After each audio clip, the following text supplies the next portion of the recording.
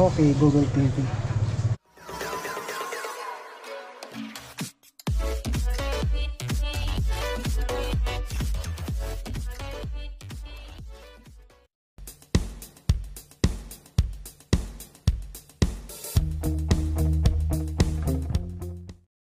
Okay. Yan, magandang araw at kahit maulan sa labas. Yan.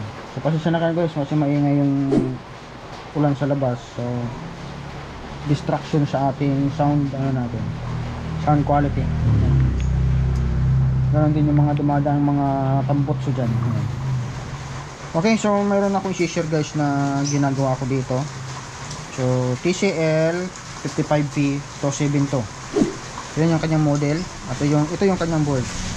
Alam ko Google TV na to. So yun natin. Ayun Ayan guys, so mayroon na siyang microphone on off. So Google TV na nga siya. Modelo na. Ayan.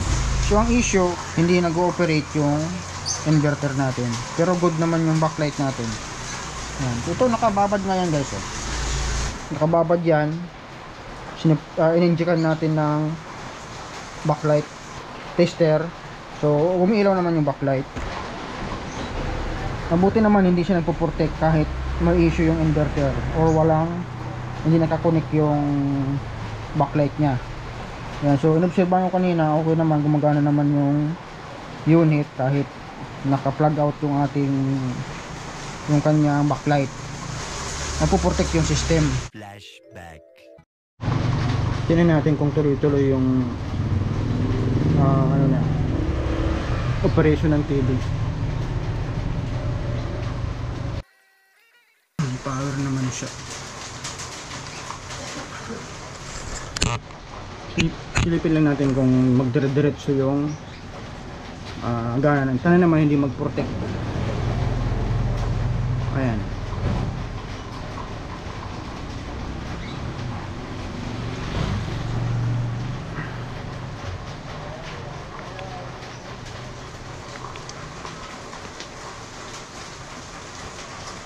Ayan. So mayroon naman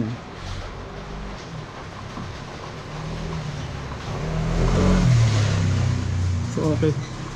Tuloy-tuloy naman yung niya. Hindi siya nagpo-protect. End of flashback. So ito okay naman, hindi naman siya nagpo-protect. Tuloy-tuloy naman yung operation. Kaya may option tayo. Ayan. Pwede nating i-repair yung inverter. Or pwede natin i-convert na lang ng backlight driver para magkaroon ng supply yung backlight. Ayan. So ito try ko muna na i-repair yung inverter nya. So meron nga ako nitong board na TCL din. Ayan. Smart din siya pero 32 inches lang to. Smart na rin siya. So pinagkumparahan natin ng ito sa inverter section nya. Halos para sila nang ginamit na rectifier diode saka yung MOSFET pati yung driver halos parehas. So siguro i-consulta muna natin kay bossing o kay customer kung okay sa kanya na i-convert na lang natin ng inverter to. Ito guys, importante lang i-consulta natin kay customer kung okay sa kanya ganong setup. Kasi mamaya ni-expect niya ni-repair natin tapos makita niya ganun ang ginawa natin, kinonvert pala. So importante alam ni customer kung ano yung ginawa natin sa unit niya, di ba? Para hindi tayo masisi sa bandang huli. Lagi kong sinasabi na tagagawa lang tayo ng unit, hindi tayo nagdedesisyon. Ayan.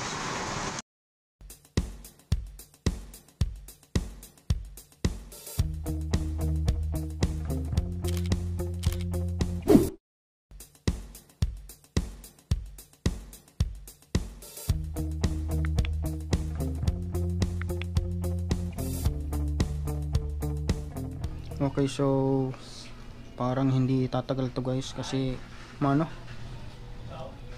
uminit. Okay lang siguro kung nasa 40 lang ito. So pwede itong ganitong board. O kahit 32. Ayan. Observean natin ulit.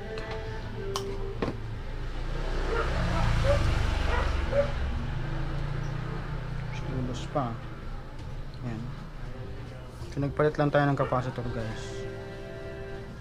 200 plus na siya. Ito natin dito.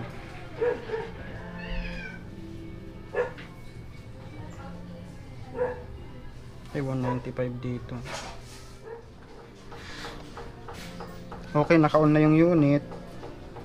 Dito tayo kukuha ng signal para sa switching transistor. Yan. Tapos doon tayo kukuha ng standby naman para sa relay. Ayan. Ito kasi 55 na siya, so mabigat-bigat yung backlight, marami-rami ang backlight. Kaya yung isang klase na lang yung gagamitin natin. So makasimbol muna ako, tapos yan mamaya i-share ko na lang sa inyo. Pero malamang yung wirings niya ganun pa rin, dito tayo kukuha. Tapos doon yung 12 volts. Ayan.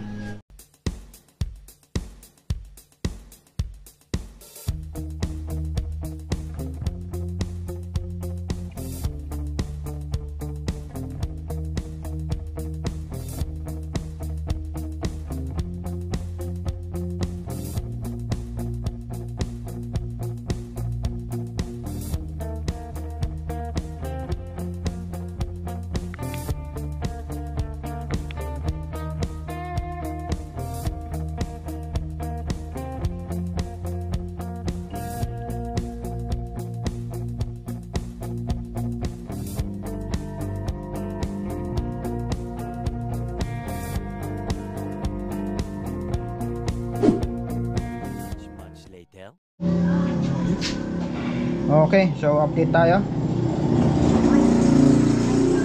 Ingay. So ang kinalabasan, mababa guys yung supply ng papuntang backlight. So 165 ang nasukat natin kanina. So siyempre madilim yung ilaw niya. Kaya yan, nagpalit pa nga ako ng capacitor para sa control niya. Wala, ganun pa rin. Nagbalik tayo ng 1.5 UX. Wala, ganun pa rin. 165 pa rin. Siguro ito na lang ang isa lang natin, yung dati. Yan. At siguro babaguhin na rin natin yung connection dito kasi naka-series tayo sa ngayon. Kahit man kanina na tinitesting natin, naka-series yun. Yung ingay naka-series kasi nga nag-jump nga ako dito ng ng maliit na bakal. Yan, naka-series yan.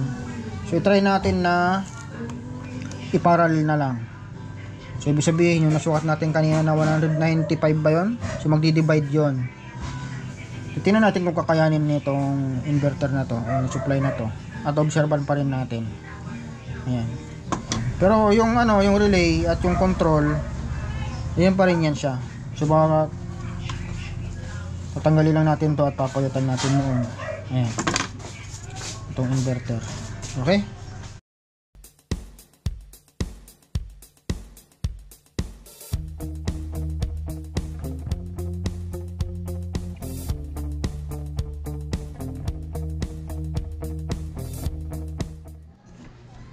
Okay, ganun pa rin. Naka-series pa rin yan siya. At inobserbahan natin. Yan. Try natin kung ano yung supply niya. Kanina nasukat tayo ng 195. Try natin ngayon. Yan, 195 pa rin. Yan. Try nga natin i-parallel yung connection dito guys sa backlight. Try din natin kung ano mangyayari. Sana naman hindi siya lalo mabigatan. Yan, nakaparallel sa guys oh. So inobserbahan ko na kanina pa. So parang mas okay yung ganyang setup. Mas hindi stress yung power supply. Ayan. Try natin kung ilang volts yung sa kanya.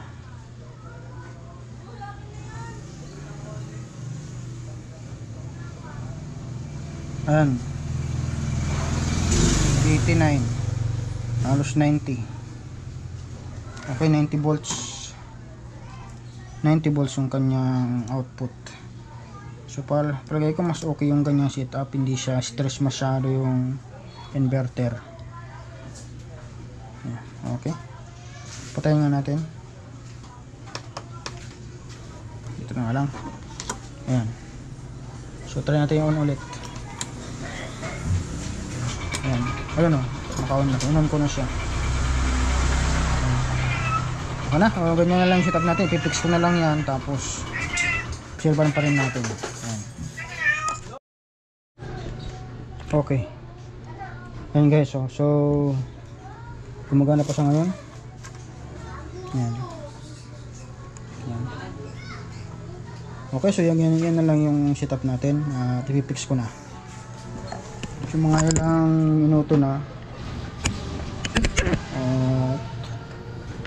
Yan, sa ngayon okay pa naman. Magkakaganda na yung kanyang temperature.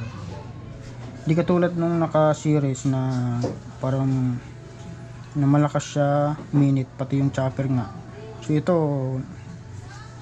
parang normal na. Parang ganito na lang din yung init niya. Yan. Okay na. So pipix na natin.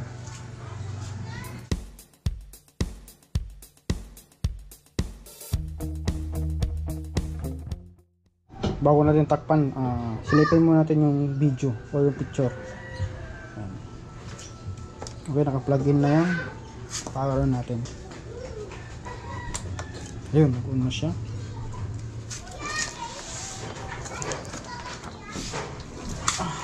Ay na, tanggal ni. Tanggal mo na. Tanggal yung plug. Abanto mo yung upuan. Patong mo. Ayan. On natin ulit. Okay.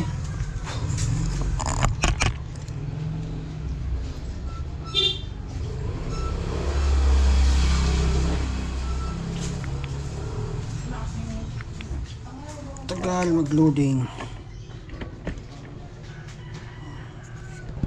Silipin lang natin yung pinakaano niya. Display.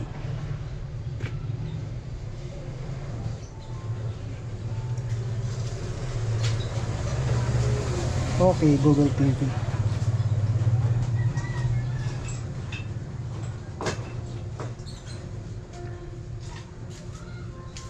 Okay, yan na siya.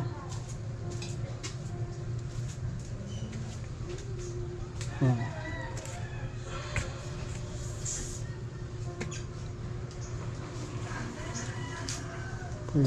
Pwede na, wala lang tayong remote. So, wala lang tayong remote para ma-testing sana, ma-connect sana natin.